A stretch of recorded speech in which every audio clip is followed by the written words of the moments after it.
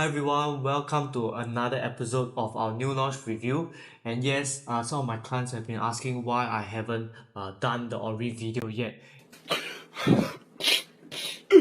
We are already past the second weekend for the preview, and the cutoff is actually in 2 days' time on 14th of January. So if you haven't already submitted your expression of interest, please do so quickly. The response, if you ask me, as compared to the last two launches, Trump Park and EOK, it wasn't as overwhelming, but we are still expecting very, very good demand given that the last launch in the area was over 8 years. I'll be covering on three of the more important points, or rather three of the more common points raised by some of the buyers when I actually shared with them about Orie. So without much further ado, let's jump right in. Okay, so one of the most common question I have gotten is what is the best layout in the Orie, especially if you are looking for investment. So based on my personal standpoint, as well as looking at the resale market in future, when you want to sell, how sellable is your unit, the best layout in the entire development is actually the 3-bed compact 850 square feet. Huh? Okay, so why do I say that? On paper, yes, it seems to be very small. 850 square feet can squeeze 3 bedrooms inside. It's a bit crazy. But bearing in mind that the Orie is post-harmonization, which means that we do not account for the aircon ledges anymore.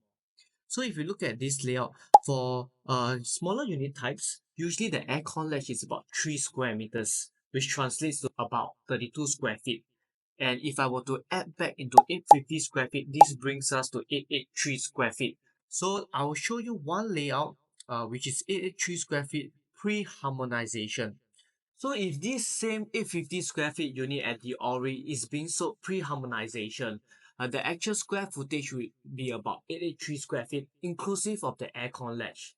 And do not underestimate these 3 square meters because it can have a very significant difference on your floor plan. For example, an 883 square feet unit pre-harmonization, the common bedroom is 2.5 by 2.9. But for the Orie, it's 2.6 by 3.05. This allows you to fit a queen size bed very comfortably.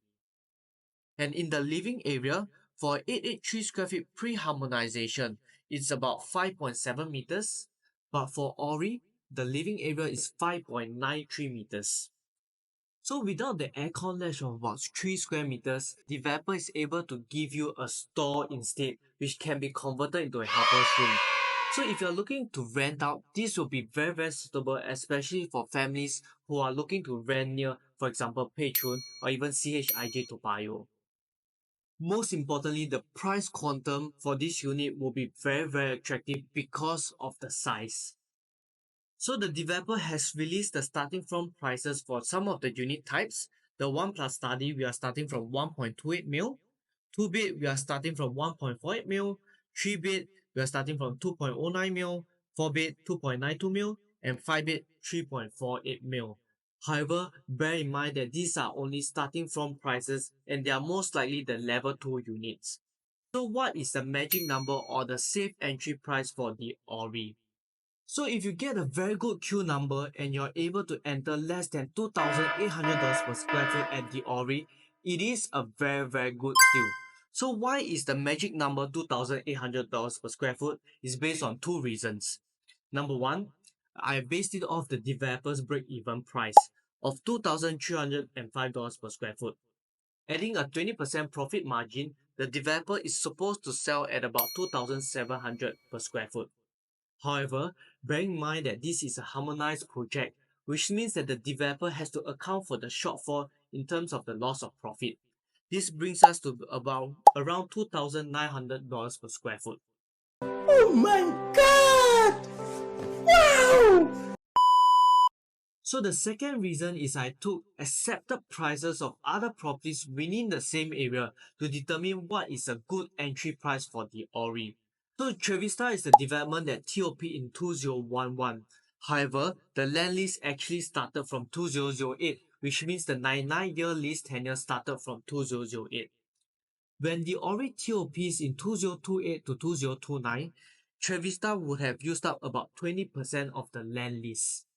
So the highest transacted for Trevista is 2043.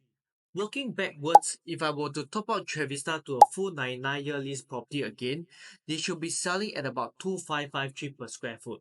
After factoring into account GFA Harmonisation, they should be selling around 2732.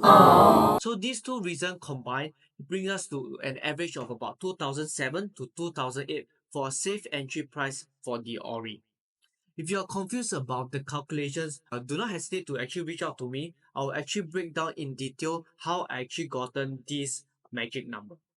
Last but not least, one of the most common questions or rather concerns that most buyers have is whether new launches actually make sense, because in this interim 3 to 4 years they have to find a place to rent and all the other costs, interest costs and whatsoever, whether it still makes sense. So we actually have a calculator that help clients break down all the way to the nitty-gritty details, such as the interest payable, such as the rental payable and the maintenance property tax, and whether after all these fees, is it still reasonable or does it still make sense to buy a new launch? So assuming that both the new launch as well as the resale property is 2.38 mil, okay, the annualized growth for a BUC, I've input about 6.5%, for the resale about 2.6. So how did I derive these numbers? These are not I just plucked from anywhere off the sky or whatsoever, but in fact I plotted a chart for the past 10 years. Using the last 5 years will not be accurate because COVID would have pushed up a lot of the prices. So a 10-year horizon would be more accurate. So there are two lines over here. The blue line is the new launch, while the red line is the resale transaction, the resale trend.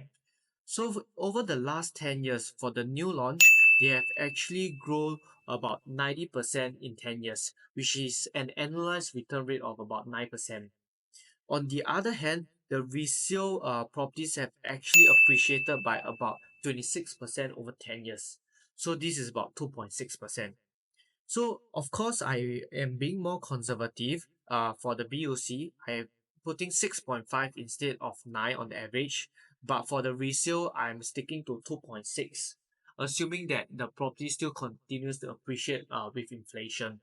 So the estimated gross profit for BUC is about 500,000 based on 6.5% annualized growth, while resale is about 190,000. But this is not accurate because we got to factor in again the interest cost, the renovations and whatsoever. So moving to the other expenses, when you buy a BUC and you have to find a temporary place to stay, I'm using about $5,000 rental because this is what I did for a client just today, and he asked me to put 5,000. Very comfortable. So in 36 months or 3 years, your rental cost will amount to be about 180,000. On the other hand, for resale, you can move in almost immediately. Okay, for the bank interest based on 3.33%, we are using floating because for new launches we cannot use fixed. Today's rate is at 3.33. Over 36 months, you would have paid over 77,000 in interest, not recoverable, sorry. On the other hand, for resale, you are able to get a fixed rate at 2.55%. This amounts to around 132,000 in interest payable. Also for resale, you have other costs such as maintenance fee. I put about $500. That would amount to $18,000 in 36 months, as well as property tax about 12,000 for 3 years.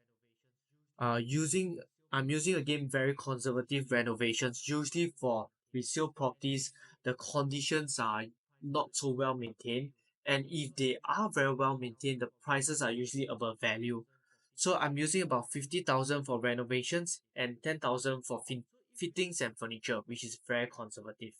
If we look at the expenses, definitely new launch expenses will be slightly higher, about 30,000 as compared to resale.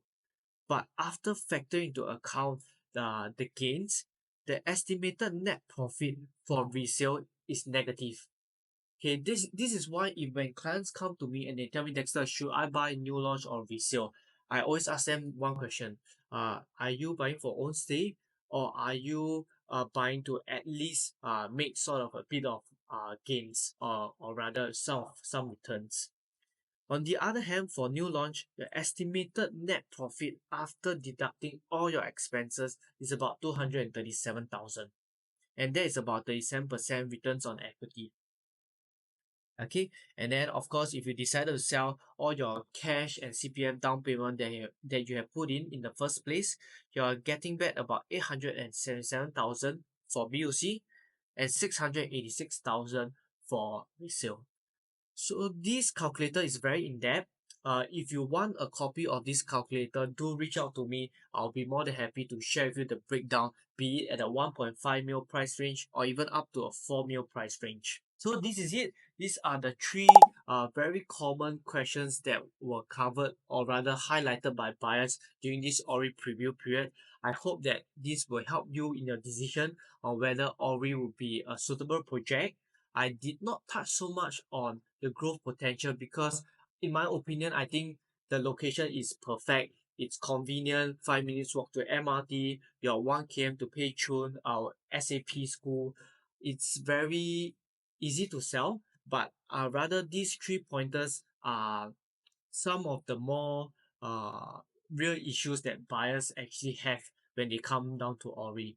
If you do want a more in-depth consultation, one-to-one consultation, do reach out to me. I'll be more than happy to share with you the growth potential for the Ori, as well as the upcoming projects that might be more suitable if Ori is not suitable for you at the moment. So if you have not subscribed to my SG Property Lobang Telegram channel, please do so because I'll be sharing with you the latest updates for new launches as well as fire sales if there are any. Recently, we have a mega fire sale at One Burnham with savings up to 830,000. So most of the units were being snapped up in 2 days. So if you don't want to miss out deals like this, do subscribe to the channel. I'll leave a link in the description box below. And last but not least, if you have enjoyed the video, do subscribe to my channel and I look forward to actually rolling out more content, similar content, so that buyers are able to make a more informed decision of their purchase. So this is Dexter, your preferred Gen Z realtor, and I use data and research to help you make the right property decision. I'll see you soon.